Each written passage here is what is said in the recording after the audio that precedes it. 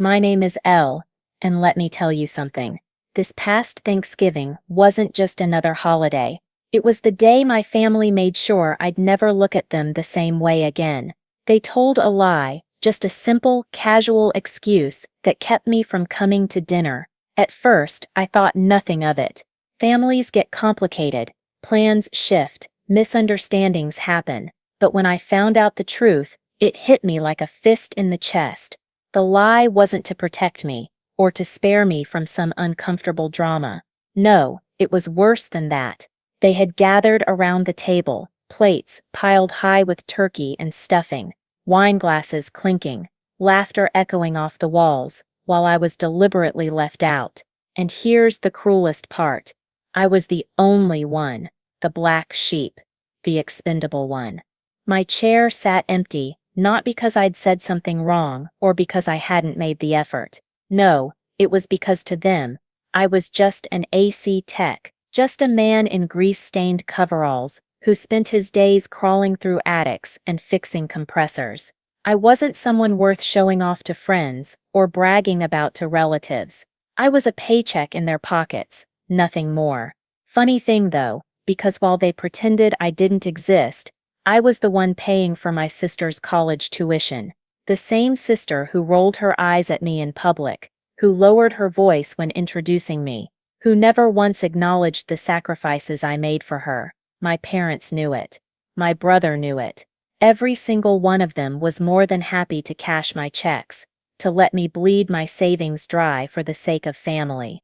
But when it came to sitting at the same table, sharing the same bread, no, that was too much. That night, as the neon sign of my HVAC shop buzzed and flickered in the twilight, I made a decision, one that would change everything. I locked up, the metal door rattling behind me, and pulled my jacket tighter as the icy Seattle air cut through me. And yet there was a strange warmth blooming in my chest, the kind of warmth that comes when pain turns into clarity. Thanksgiving was only a few days away. Normally, I would have been scrambling, fielding last-minute work orders, bracing for furnace breakdowns, making sure my crew was covered. But this year, I'd prepared everything in advance. Every job scheduled, every bonus set aside for my workers.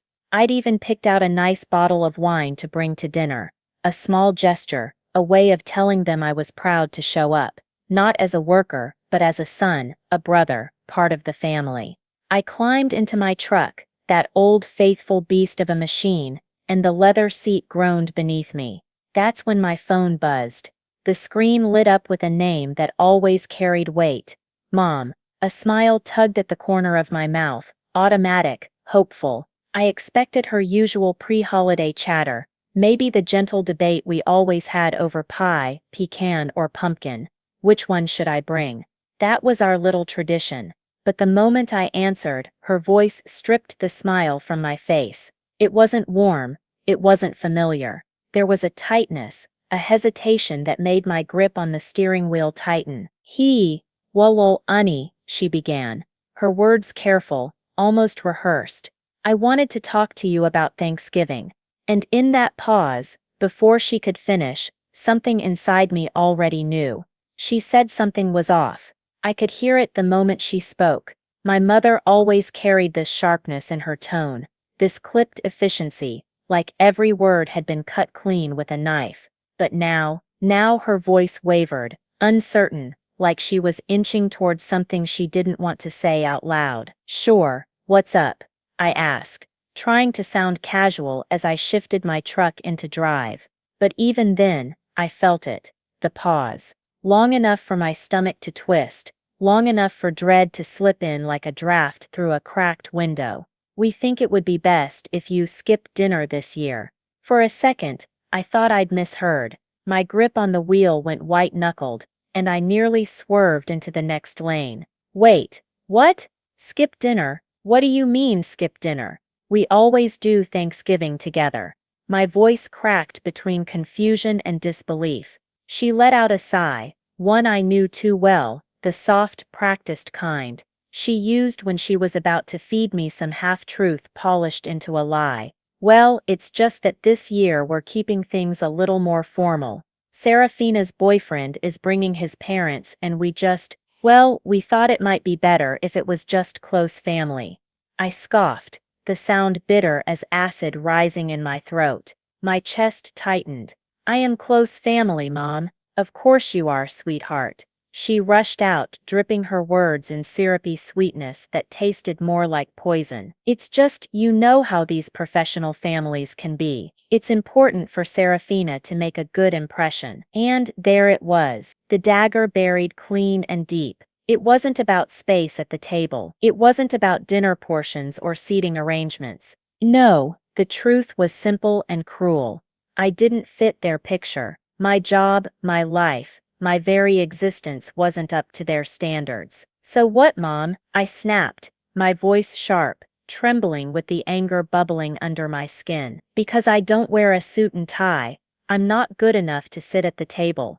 Is that it? Don't make this about you. I let out a hollow, humorless laugh, the kind that rattles in your chest when you're too broken to cry, and too furious to stay silent. Oh, I see. So it's not about me, it's just about making sure Serafina isn't embarrassed by her lowly sister, right? She didn't respond. And in that silence, I heard more than words ever could. That silence screamed the truth. I can't believe this, I muttered, shaking my head, though she couldn't see it. Honey, it's just one dinner, she tried again, as if she could stitch the wound shut with platitudes. We'll make it up to you. Maybe a family brunch next weekend. Her tone was light, rehearsed, as though brunch could replace the tradition I had built my whole life around. I hung up, no goodbye, no thank you, just silence. I sat there in the dim glow of the dashboard, gripping the steering wheel like it was the only thing keeping me anchored. My breathing was shallow, uneven. One dinner, she said, as if it were nothing. But it wasn't nothing, it was everything. After years of working overtime to make sure Serafina's tuition was covered, after paying off bills that weren't mine, after swallowing my pride again and again, I was being told I didn't belong, that my hands, rough from labor, and my clothes,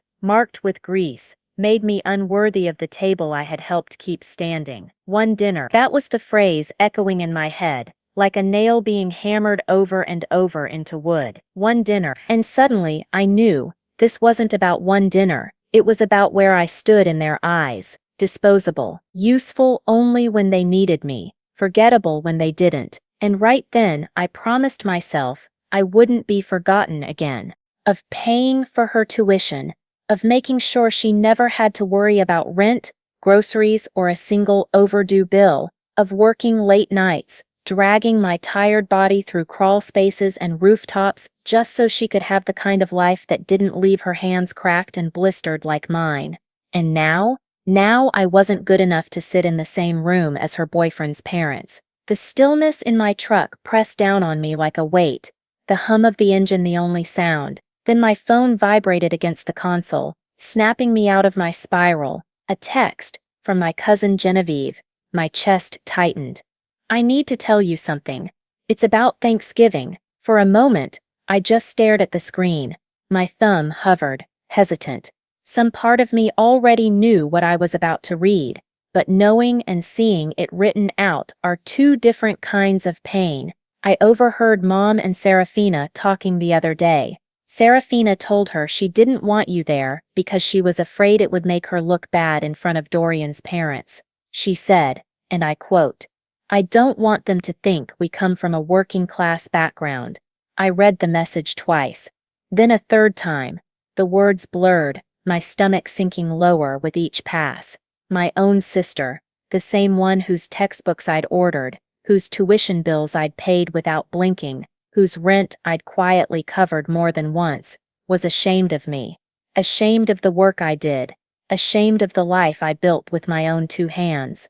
I wanted to hurl the phone into the dashboard, shatter the screen, break something just to match the crack tearing through me.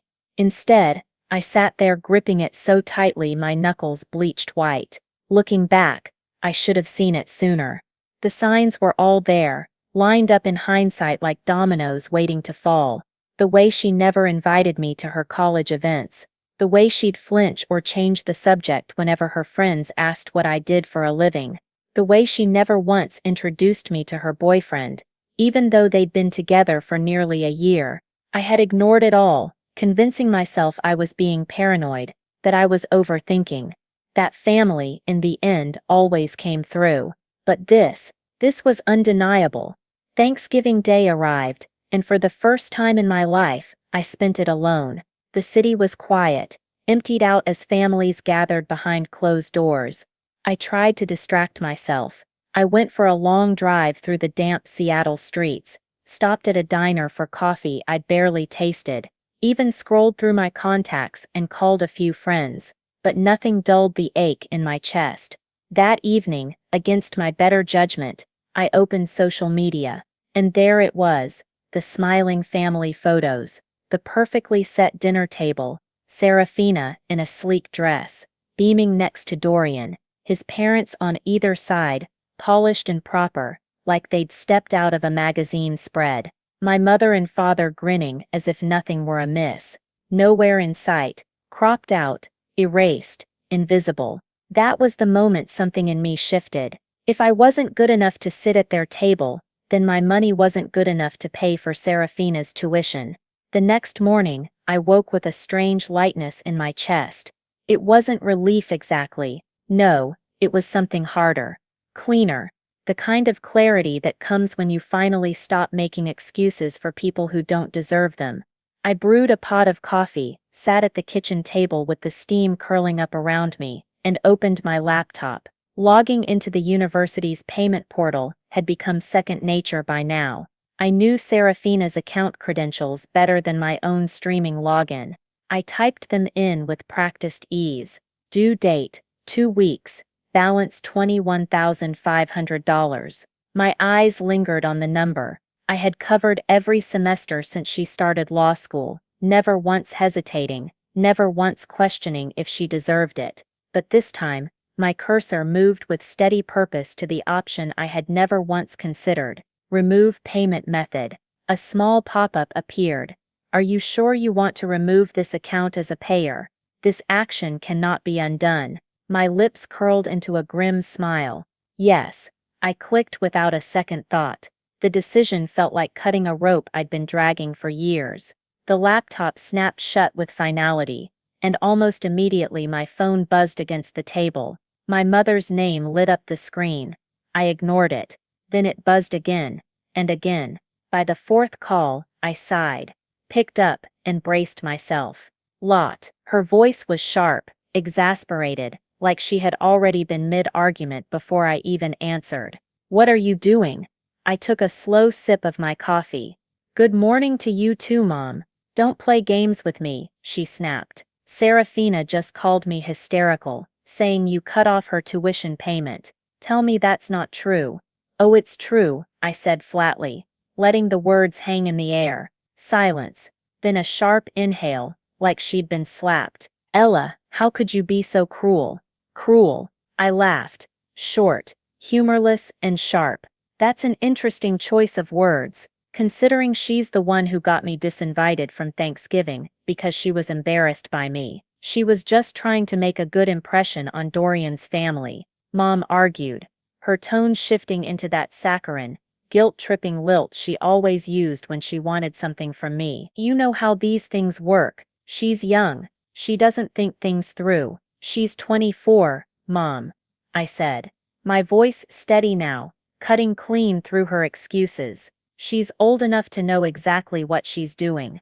Another pause. Then came the inevitable. You promised you'd support her through school.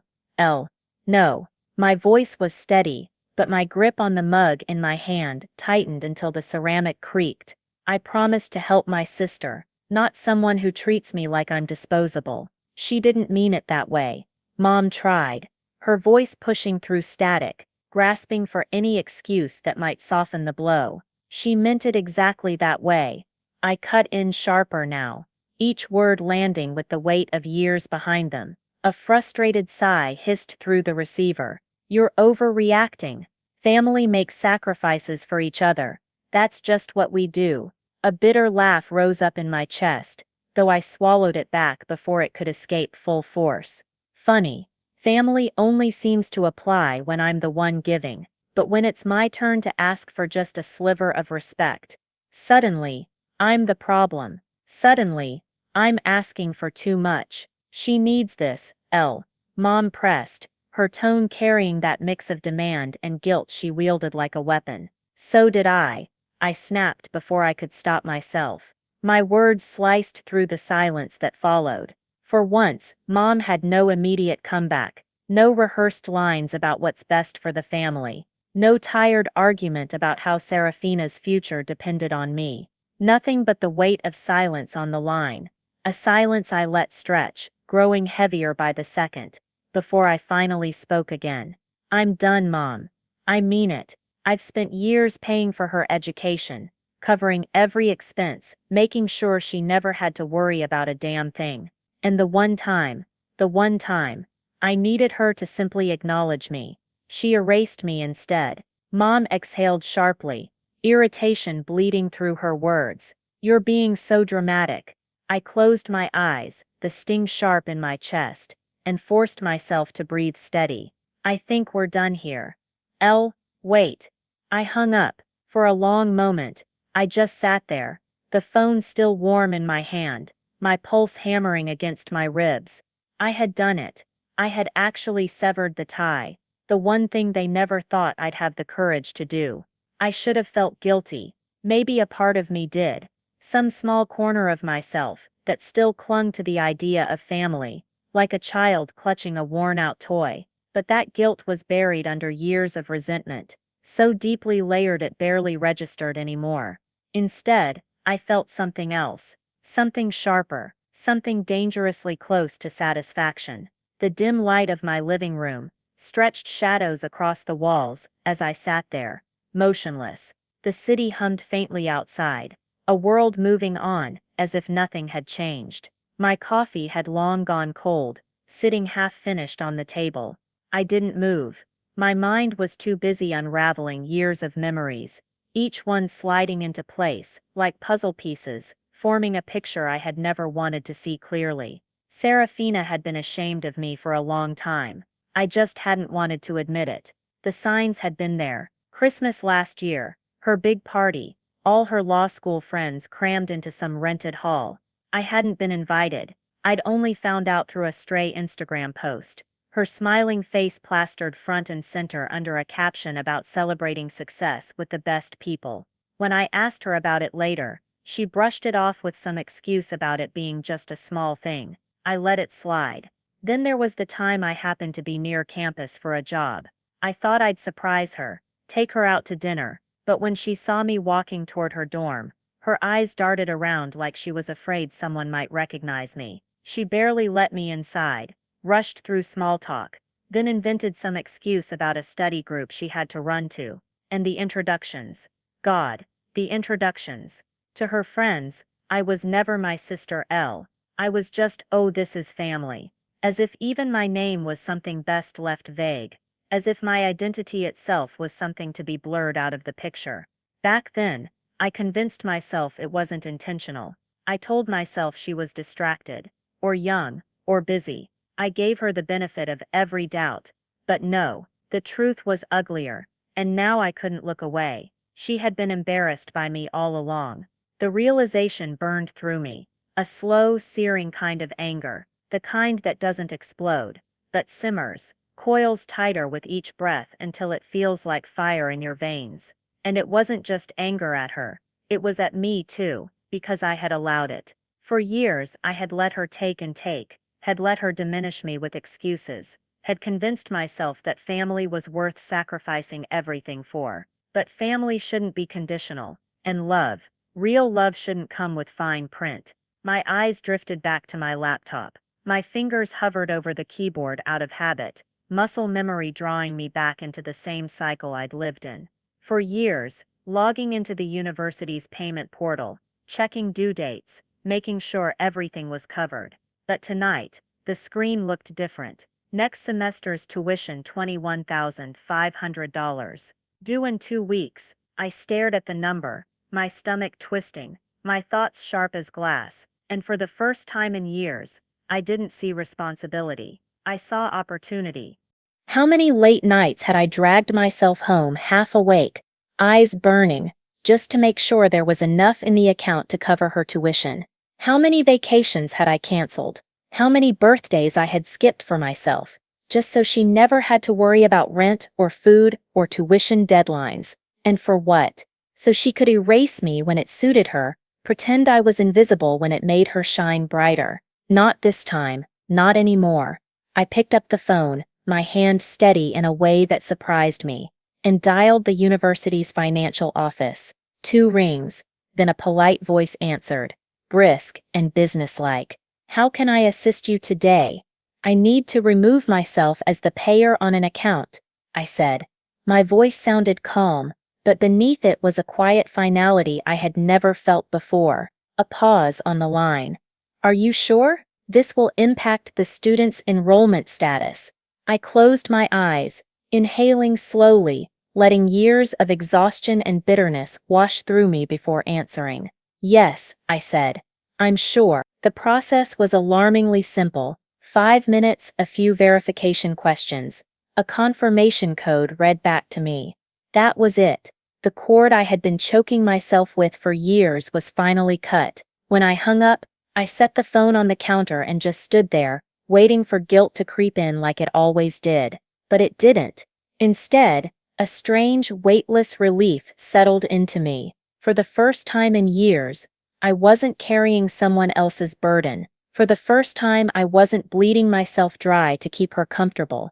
And deep down, I knew this was only the beginning. Serafina would lose her mind when she found out.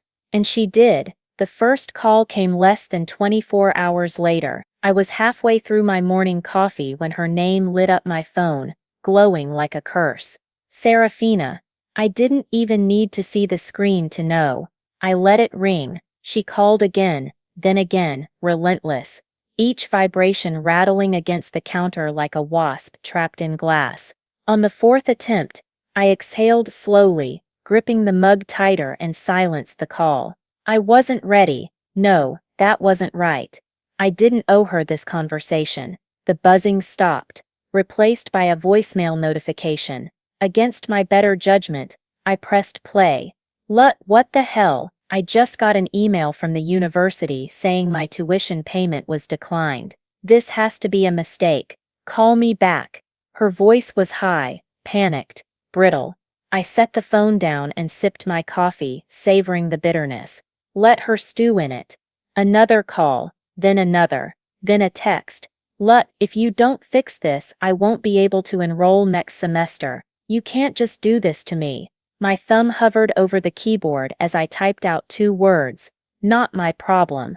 But before I hit send, I stopped. What was the point? Words were wasted on her. No message from me would make her see the years I had sacrificed, the nights I had gone without so she could have everything. She only ever noticed what she lost, never what she had been given. I deleted the draft and set the phone to silent, because if I knew anything about Serafina, it was this. She didn't handle consequences quietly, and sure enough, when I wouldn't bend, she ran straight to Dorian. She showed up at his apartment. I heard later, frantic and unraveling, hair tangled, eyes wide, pacing the floor like a trapped animal. I can't believe this, she said, her voice cracking. Lut cut me off just like that. No warning, no explanation. Dorian, poor clueless Dorian, frowned and tried to make sense of it. Wait, Lut, your sister Elle. Yes, she snapped. My tuition payment didn't go through. I tried calling her, but she won't answer me. He sat down, brows knitting in confusion. Hold on, I thought your parents were paying for school, and for the first time in years, she didn't have a script ready. No rehearsed lie, she stumbled. Well, I mean they help, but Elle was covering most of it. Most of it, Dorian's voice hardened. How much are we talking? She tried to laugh it off, to minimize it like she always did. But he pressed again, sharper this time. How much? Her answer was barely above a whisper. All of it. I could imagine the way his face must have darkened, realization cutting through whatever glossy illusion she had built. "So let me get this straight," he said. "Your sister has been paying for your entire education, and you let me believe your parents were covering it?" She waved her hand, dismissive. "It's not a big deal," but he wasn't letting it slide. And wasn't Elle not invited to Thanksgiving? What was that about? Color drained from her face. That was different. How? She had no answer. And I knew. In that silence, Dorian put it together. The puzzle she had kept hidden. The sister funding her future wasn't good enough to be acknowledged at the dinner table. Her throat tightened, scrambling for excuses. "You don't get it, Dorian. It was just about appearances, about making a good impression. It's not like I don't appreciate what Elle's done, but she doesn't understand the world I'm trying to be a part of." He shook his head slowly, like he was seeing her for the first time. "You mean the world where you lie about where you come from?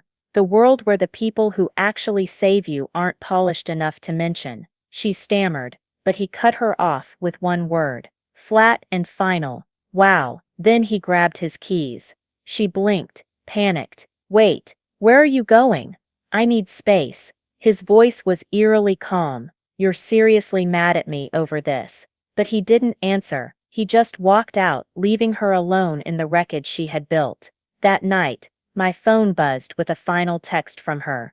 "I hope you're happy. You just ruined my life." I stared at the words until the screen dimmed, waiting for the guilt to claw at me, but it didn't. Instead, I set the phone down, finished my coffee, and let the silence wrap around me like armor. Because if she thought I had ruined her life, she hadn't learned a damn thing. She had done that all by herself. The next call wasn't hers. It was my mother. Her name flashed across the screen.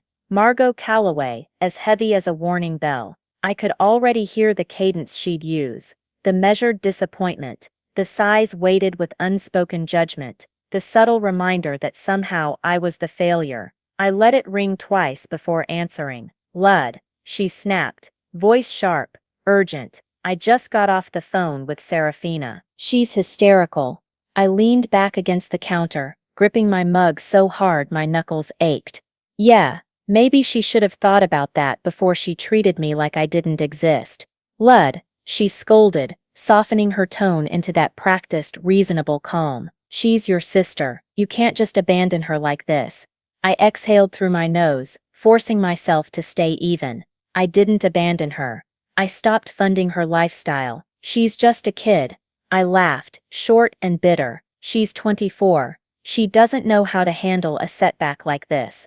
Mom pressed. "If she has to drop out, it could ruin her future." There it was, the truth beneath the performance. This wasn't about me. It was about damage control. About making sure Serafina's little empire didn't crumble. I stayed quiet, letting her keep talking. "Yell. Please." Mom softened again, sensing my silence. "You know how hard she's worked to get here." I swallowed hard, tasting iron at the back of my throat. And where was she when I was working double shifts to keep her from drowning in loans? Where was she when she let you uninvite me to Thanksgiving because she was embarrassed by me? An exasperated sigh. "You're making this bigger than it needs to be." I nearly dropped my mug. "Are you serious?" "Mom." She erased me. She's been erasing me for years. She only cares now because she lost her safety net. "She's family," she insisted. "We help each other." I shook my head, pacing the kitchen, my pulse thundering. "No, Mom. I helped her. I paid her tuition. I kept her afloat. I gave her a future. And she couldn't even give me a seat at the damn dinner table. She's scared, Lud. She's selfish." I snapped, "and I'm done cleaning up after her." There was a long pause on the line, the kind where I could almost hear her heartbeat on the other end, heavy with disapproval. Then, in a voice coated with forced patience, my mother asked, "So what do you expect her to do? Just drop out?" "Not my problem," I said flatly, my words sharp enough to cut through her performance. "A novel," she warned, her voice trembling with irritation. "I mean it, Mom," I said, already exhausted from the game. "Find someone else to foot the bill." Her reply came quick, defensive. "Like who? Your father and I can't afford it. You know that." And there it was, the truth buried beneath all the guilt tripping. She never expected Serafina to figure it out on her own. She expected me to break, to bend, to cave, like I always had. But not this time. I guess Serafina's going to have to learn how to live like the rest of us, I said coolly, reaching for the end call button. Low, click. The quiet that followed was thick, almost unnatural. Too quiet. I should have known it wouldn't last. Hours later, the flood began. Dad was first. His voice was low, a rumble of disappointment that used to make me shrink as a kid. Bella, this is going too far. You're punishing your own blood. Then Aunt Delilah, sighing heavily into the receiver. I never thought you'd be so heartless. Uncle Larry chimed in not long after, his voice gruff and dismissive.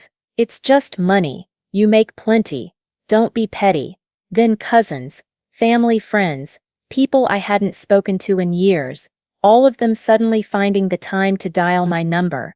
Every message was the same. Some variation of how could you? It was almost impressive, really, how quickly they had rallied behind Serafina, how easily they had painted me into the villain. Not one of them had defended me when I was quietly uninvited from Thanksgiving. Not one of them had called to ask how I was doing, or if I was okay. But the moment Serafina's tuition payments stopped, it was a family-wide emergency. I let the messages pile up, unopened, until just before midnight when my phone lit up with Mom's name again. Against my better judgment, I answered. Let me guess, I said, voice flat. You've gathered the entire family and decided to stage an intervention. This isn't funny. No, I agreed. It's pathetic. Her sharp inhale crackled through the line. How dare you? How dare I? I laughed bitterly. Where were all of you when I was working weekends, pulling overtime, making sure Serafina had everything she needed? Where were you when she pretended I didn't exist, when she hid me from her friends, when she made it clear that my life, my work, wasn't good enough for her? Silence, then a soft clearing of her throat. It's not like that. It is exactly like that, I snapped, my patience finally gone. And let me be very clear, Mom. I'm done. Serafina is on her own. I hung up, and for once I meant every word. But Serafina, she wasn't done fighting. At first it was subtle, a lingering look from a longtime client, a strange hesitation in the voices of family friends when they spoke to me. I brushed it off, convincing myself I was imagining things, until one afternoon, while finishing a routine HVAC inspection for Mrs. Carter, a woman who had trusted my services for years, she handed me a check with one hand and judgment with the other. I never thought you'd abandon your own sister like that. Ella, she said, her voice dripping with the same sanctimonious edge I'd come to recognize too well. I froze, clipboard clutched in my hands. Excuse me, she shook her head, sighing dramatically. Family is supposed to take care of each other. I just didn't think you were the kind of person to turn your back on your own blood. There it was, the venom Serafina had been planting, working its way into the ears of anyone who'd listen. I forced a thin, brittle smile. Well, Mrs. Carter, I suppose that depends on which version of the story you've heard. She pursed her lips but didn't say another word, and I didn't give her the satisfaction of explaining. Instead, I climbed into my truck, pulled out my phone, and opened social media, and there it was. Proof. Serafina had been busy. Her posts were vague, but razor-sharp in their intent, carefully worded to make her look like the innocent victim, the golden child betrayed by her greedy, selfish sister. Some people love money more than family. So disappointing. I always believed in supporting your siblings. Guess not everyone feels the same. The comments section was a chorus of sympathy. I can't believe your own family would do this to you. You deserve better, babe. Stay strong. You've always been the sweetest. I scrolled through in disbelief, my stomach twisting as I saw familiar names.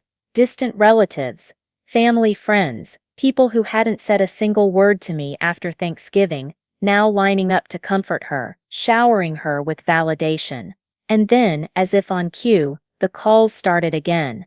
My aunt, my uncle, my mother, all of them back to back, relentless. I silenced the phone and tossed it onto the passenger seat.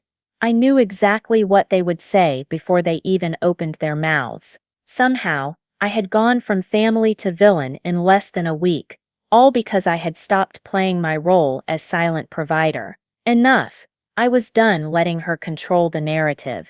I didn't call ahead. I didn't warn her I was coming. I drove to her apartment, the city lights blurring past me like streaks of fire. My fists clenched the wheel tighter with every turn. When I arrived, I walked straight to her door and knocked hard, loud enough that she'd know I wasn't there to play. It took a moment, but then the door swung open. Serafina stood there, phone still in her hand, eyes widening just slightly before her face smoothed into something practiced, something calculated. "Ella," she said smoothly, voice like silk hiding a knife. "To what do I owe the pleasure?" I pushed past her without waiting for an invitation. She scoffed, slamming the door behind me. "Oh, come in. Why don't you?" I turned to face her, my jaw set like stone. "What the hell do you think you're doing?" She blinked, feigning innocence. "I have no idea what you're talking about." I laughed coldly, pulling my phone from my pocket and holding up her latest post. "Oh, you don't? Because this looks a hell of a lot like you trying to paint me as some heartless monster." Her lips curled into a smirk. "I'm just telling the truth." My fingers tightened around my phone. The truth is I paid your tuition for years while you pretended I didn't exist. The truth is I gave you everything, and you still acted like I was beneath you." She crossed her arms, her smirk never faltering. Dad cleared his throat, his voice carrying that same weary authority I'd grown up obeying. "You didn't have to humiliate her like that, Elle." I closed my eyes, pinching the bridge of my nose. "Humiliate her?" She stormed into my workplace, screamed in front of my employees, tried to weaponize pity in a room full of people who had seen her true colors firsthand. And somehow, I was the problem. "She humiliated herself," I said evenly, my voice calm in a way that only comes when the anger has burned past fire and settled into cold ash. Mom jumped in then, her tone brittle like glass about to crack. "She's devastated, sweetheart. You've cut her off, Dorian's left her, the university's threatening to kick her out. She's not handling it well." I let the silence stretch, savoring the way their words revealed more than they intended. Not handling it well. Translation: Serafina was falling apart without me, because for once in her life, she had to carry the weight I'd shouldered for years. "And what exactly do you want me to do about that?" I asked finally. I heard Mom's breath catch on the other end of the line, the sharp inhale of someone who had been waiting for me to offer, to cave, to be the savior again. But I didn't. Not this time. Dad spoke, low and disappointed, like he was reciting lines from a script. "Family takes care of each other, Elle, always." I laughed, short, bitter, sharp enough to cut. "Funny, I don't remember anyone taking care of me. Not when Serafina made sure I was the invisible sibling. Not when she paraded her life like she was royalty while I was the help. Not when you told me to stay away from Thanksgiving because I wasn't polished enough for her boyfriend's parents. Where was family takes care of each other then?" The silence on their end was heavy, suffocating. Finally, Mom tried again, her voice soft and trembling now, weaponizing fragility. "We just don't want to lose her. She's your sister." I leaned back in my chair, staring at the ceiling, letting the weight of years press against me. "No, Mom," I whispered, my tone icy and final. "She lost me, and that's on her." I hung up before they could say another word. My phone buzzed again almost immediately, then again, and again, but I let each call die unanswered. I was done being the net Serafina could fall into whenever the world stopped cushioning her. She had spun her web of lies, her manipulations, her perfect little image, and now, finally, she was tangled in it. And I'll admit it, There was something deeply satisfying about watching it unravel. Look, honey, maybe things got out of hand, but Serafina's young, she needs help. I closed my eyes, pressing the phone tighter against my ear. The same old plea, the same old excuse. Let me guess, I said, my voice low, tired. You think I should help her? Mom exhaled sharply, that familiar sound of irritation laced with guilt. Low, come on, maybe we can work something out. You're doing well after all. A bitter laugh slipped from my throat as I stretched my legs out on the couch, sinking deeper into the cushions. Ah, I see, so now I'm part of the family again, when you need my money. Lo, don't be like this, Dad cut in, his voice stiff, a poor attempt at authority. We just think. No, my answer was sharp, final. The silence that followed was thick, heavy. I could almost hear their surprise through the line. You think I'll cave? That I'll do what I've always done, sacrifice my peace for her comfort? I shook my head, even though they couldn't see me. Not anymore. I'm done. Find another ATM. And with that, I hung up. For the first time, I truly felt free. But freedom comes at a cost. The first few days after cutting ties with my family were eerily quiet. No calls, no texts, no guilt-tripping voicemails twisting my emotions back against me. Just silence. A strange, unnerving silence. After years of being bombarded by demands, manipulations, and expectations, the absence of noise felt almost unnatural. And yet, there was still that restless part of me, the part conditioned to expect the phone to ring at any second, waiting for another desperate plea. But no one called, no one came. Instead, the days stretched on, peaceful and uninterrupted, and for the first time in years, I allowed myself to breathe. It was Genevieve who finally broke the silence. I was on my lunch break, sitting outside my office with a cup of coffee warming my hands, when her name lit up my phone screen. For a moment, I hesitated. Then I answered. Hey, I said, leaning back in my chair. Hey, she replied, her voice softer than usual. I just wanted to check in, see how you're holding up. I exhaled, my eyes drifting up to the gray winter sky. Honestly, better than I expected.